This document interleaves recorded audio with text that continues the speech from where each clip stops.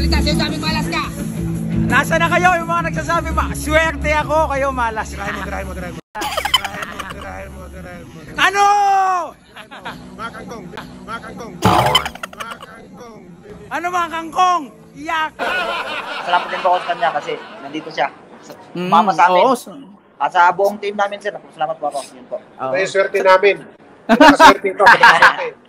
Ito yung nagdala ng swerte. Nakita mo ba yung pinost ko, Mark? Sabi ko ganun dapat. Nice. Videohan mo lang, wag mo ng picture. Pero salamat din kay Mark kasi alam mo, si Mark kapag kakasama niya ng mga fighter, madali tayo nakakakuha ng panayam sa mga boxinger ng MP Promotion. So salamat Mark sa yung ginagawa para sa mga fighter nating Pilipino. And kay Silver Boys, kay Mark Yao bilang tumutulong din po sa mga pagpuproseso ng mga papeles. Oo nga, si Mark, tagal din kami ganyan. Nire-respeto ko rin si Mark. Pero si Mark, dati sa Amerika, pinagsabihan ko rin yan. Nire-respeto rin ako. Alam ko maraming maitulong din si Mark sa mga Pilipino. Hindi lang kay Mark Cuarto. Ibang mga Pilipino pa na boxers. Yes. Walaan ni Sian yan. Tsaka yung trust ni Sian sa kay Mark, nandun lahat. So, sabihin mo natin, haters kay Mark. Huwag kang maniwala dyan, Mark. Basta kilala ko yung pagkatao mo, natulungan mo kami, at hindi lang kami. Kami ka rin natulungang boxers. Pagpatuloy mo kung ano yung tama mong mga gawain dyan. Mabuhay ka, Mark. Yan. Pag-asa dyan. Kaya ano yung mga haters dyan. Yun, mabuhay ka, Silver Boys. Naku po, mambihira. Mag-iiyakan ang Kangkong Nation nito. Iyakan na in 3, 2, 1. Comment down below, okay? So, yan po yung sinasabi natin. Kapag mga nasa legit boxing community, alam po nila.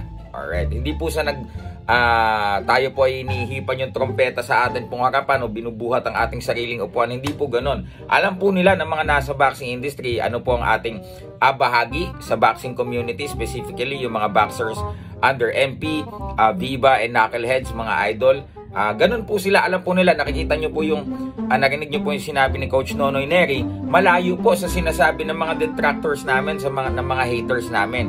So, doon nyo po mauunawaan talaga, ano po ba talaga yung aming mga job description, ano po yung aming mga papel sa pagbuo ng mga laban ng ating po mga kababayang boksingero. So, yung iba po kasi, di ba, mag-ano sila, magtutraw sila ng mga accusations.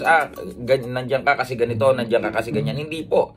'Di ba? Yung papel po natin dito, aside from paperwork, in lieu of Sir Sean Gibbons and Sir Brendan, if they ask me to, join a team to, fulfill yung mga duties and responsibilities din nila if ever they're unable to go in this fight. For example, yun po ang ating ginagawa.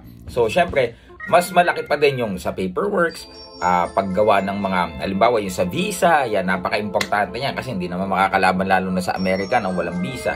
So, ganun po yun. Ngayon na nakakarinig na kayo ng mga insights from the boxing personality themselves, the legendary trainer, Coach Nonoy Neri. Yan, di ba, nag-voice out siya, sabi siya, ano ba ang papel po natin dyan? Okay, kanya-kanya po kasi kami may papel. Of course, the boxer, ang pinakapapel po niya is mag-training at lumaban po.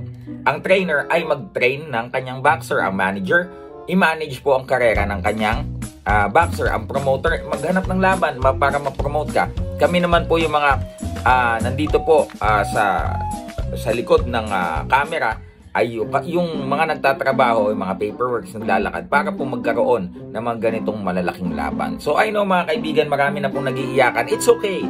It's okay.